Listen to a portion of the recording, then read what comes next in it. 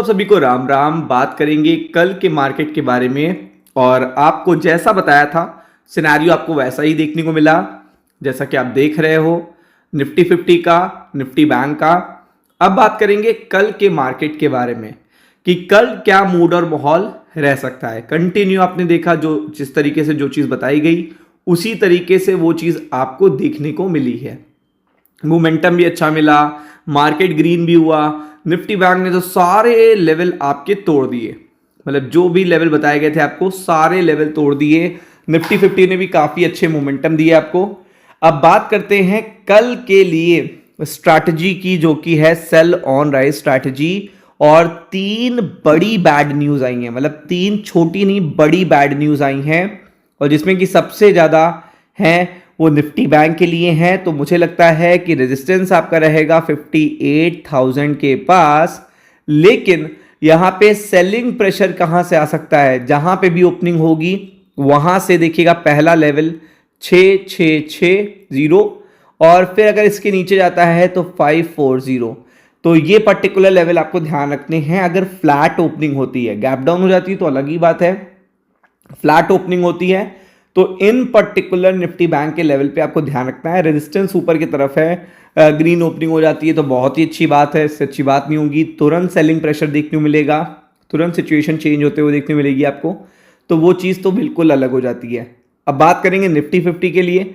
Nifty 50 के लिए ऊपर स्पेस है नो डाउट। 24 इंटू देखिएगा 340 अभी भी मेरा पहला आपका रेजिस्टेंस रहेगा, और ये अगर आप कहेंगे 280 तक के ऊपर निफ्टी 50 कमजोर होने लगता है। तो ये दोनों लेवल के बीच में अगर है मार्केट तो वहां पे आप निफ्टी 50 में भी सेलिंग कर सकते हो। अगर आप देखेंगे यहाँ पे नीचे की तरफ मुझे लगता है 24,140 इंपॉर्टेंट सपोर्ट है, और ये टूटेगा तो 24,075 का लेवल भी आपको हिट होते हुए देखने मिलेगा। तो इन दोनों लेवल पे ज्यादा प्रेशर आने पर आप फोकस कर सकते हो। तो ये तो हो गए निफ्टी 50 के लेवल। तो पहला शॉक बता देते हैं। पहला शॉक HDFC बैंक को लेकर है।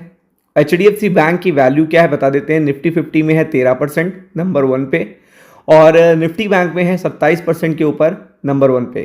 तो निफ्टी बैंक अगर आपको बताया है दोनों निफ्टी या निफ्टी बैंक को चलना है तो HDFC बैंक को चलना पड़ता है। और अगर ये 2% भी कल डाउन होता है तो आप ये समझ लीजिएगा कि ये पूरी तरीके से इंपैक्ट करेगा निफ्टी को भी, निफ्टी बैंक को भी। अपडेट क्या है बता देते हैं। अपडेट ये है कि HDFC बैंक के देखिएगा इन्वेस्टर्स ने जो है कंप्लेन फाइल करी है PMO को, प्राइम मिनिस्टर ऑफिस, जैसा कि आप देख रहे हो। और ये बेसिकली 75 लोगों ने की है। ये क्लेम किया है कि बैंक की जो दुबई ब्रांच है उसमें से मिस सेलिंग करके, जैसे आप देख रहे हो मिस सेलिंग करके यहां पे अगर आप देखेंगे इन्वेस्टमेंट प्रोडक्ट को सोल्ड किया गया है, आप देख सकते हो, जिससे उनको लॉस हुआ है $13.5 मिलियन का। और इसके लिए वो हेल्प चाहते हैं प्राइम मिनिस्टर ऑफिस से। और आपको पता है कि किसी भी बैंक के लिए बहुत ही ज्यादा कंसर्न का विषय है कि उसके द्वारा जो प्रोडक्ट बेचे गए तो उसमें कॉर्पोरेट गवर्नेंस, बिजनेस एथिक्स के क्या लेवल थे कि इन्वेस्टर्स को इतने बड़े लॉस करा दिए गए, इतने बड़े लॉस। तो क्रेडिबिलिटी पे असर आया है, तो HDFC बैंक 2 से 3% गिर सकता है। तो ये एक बड़ी शॉकिंग अपडेट है। फिर इसके बाद अगर आप देखेंगे तो ये सारे देखिएगा जो पर्टिकुलर US के मार्केट है निगेटिव हो चुके हैं, क्योंकि अब आपको पता है कि ईरान ओमान पे कुछ ना होने वाला है, कुछ ना कुछ होने वाला है, और चाइना भी कोई एक्शन लेने वाला है अमेरिका पे। मतलब एक क्लियरिटी है कि चाइना भी यहाँ पे कोई ना कोई पर्टिकुलर एक्शन लेने वाला है, और आप समझ सकते हैं इसका इंपैक्ट है। फिर अगर आप देखेंगे तो यहाँ पे जापान के मार्केट भी गिर रहे हैं, क्योंकि रेट हाइक की संभावनाएं बढ़ रही हैं और डेटा भी आना है, ये भी आप जानते हो।